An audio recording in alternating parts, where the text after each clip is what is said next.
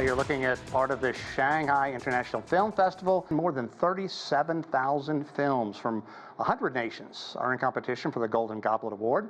Even more impressive, there will be thousands of world premieres in the screenings. The festival is also a way to improve diplomatic ties, with China and France both sponsoring a French Film Week. China also recently had a film showcase featuring films from Latin America. Well, the Shanghai International Film Festival is simply one of the most anticipated events for movie lovers in China, and audiences are enjoying a wider array of choices. Now, for more on the Shanghai International Film Festival and China's movie industry overall, we're joined by Teng Jimeng. He is a media consultant and professor of Chinese film at Capital Normal University. Teng, welcome back to our program. I certainly appreciate you taking time. Hi, good morning. Let's talk a bit about this. As I understand it, it's a very important film festival. There's no question about it. And as I understand it, it's the only A-category film festival in China. So talk about some of the highlights this year, some of the what people are looking forward to, a lot of international films, and of course, a lot of Chinese films as well. Well, yes, absolutely. I think this is so far the biggest and the most magnificent one since the COVID pandemic. After 3 years. And so in this case, I think CIF now is so very well anticipated, and because that there is so great demand for both Chinese and also international movies. And so this year's Shanghai Film International Festival featured like 3,000 submissions from like 100 and more countries from all across the world. And so it's going to be a great event, and it has been shown the fact that it's going to be a very, very kind of a welcomed and most receptive event here in China, especially this year is the French Film Week, it is the Belt and Road Film Week, and featuring films from Latin America. That's actually the most attractive part of it, because China has very, very few films from Latin America, and this shows the kind of diversity and variety and the whole array of offers that this film festival can offer to Chinese audiences this year. Yeah, and there are scores of theaters all over the city that are showing these films. Talk a bit about the selection of the films this year compared to previous years. How did it shake out? If indeed, things are going so well post-COVID, what are people looking for, and the overall selection process? You talked a bit about Latin America, Belt and Road. What are some of the other international countries out there that are really making a splash?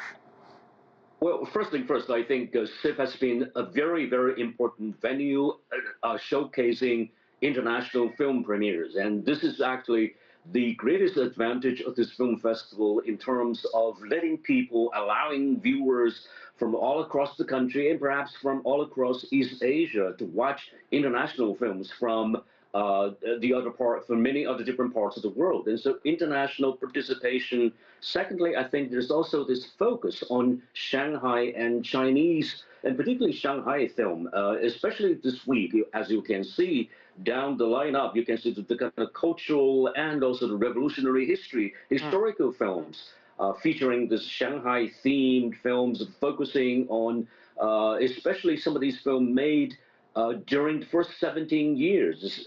For example, Red Radio Over Shanghai, about this great hero, this revolutionary martyr during the Civil War, and also Crows and Sparrows, made during the very end and the beginning of the People's Republic. And so in this case, Shanghai basically Shanghai CIF is a venue featuring these great films, as well encouraging new talents from Asia, from across the world. Yeah, and in terms of categories of the film awards, the Golden Goblet, once again, has been expanding and broadening to cover more in terms of the new talents, the documentary, the feature-length film, and many others. Teng, in the past, Hollywood blockbuster films have had a big presence there. Not so much this year. Talk about that a bit. And secondly, the effect that tech is having. We saw some animated films, and animation nowadays is just off the chain. It's amazing. Well, I think, yes, once again, I think Hollywood is doing not as good, which is quite a shame, but I think it is because of the rise and the emergence of indigenous filmmakers, and I see an interesting trend that which is like this sixth generation filmmakers, Guan Hu, for example, and this Guan Hu actually made films back in the 1990s, and actually has been having this hiatus. I mean, since the let's say since the 90s and maybe the 2010s. But he managed to bounce back after COVID, and this is actually a very, very interesting phenomenon. And with many other young filmmakers starting making new films featuring, see, the Second World War and also the great realism film, which Tony Raines has used to call the street realism. For example, Guan Hu's Black Dog, which won this big award at Cannes, and also A Man and a Woman about this contemporary city life here in China, and also Zhang Dalei's Starfall. Yeah. These films actually are very, very kind of a in a sense, interesting attempt to touch bases with the reality here in China. And as you see, that they use great film tech. They've been making use of film technologies such as AI and like VR and AR. All these technology has been applied to filmmaking in this very great film festival offerings. Okay, Teng Jimeng, I can't thank you enough. It sounds like it's going to be wonderful. Hope the last weekend goes amazingly well. Thank you so much.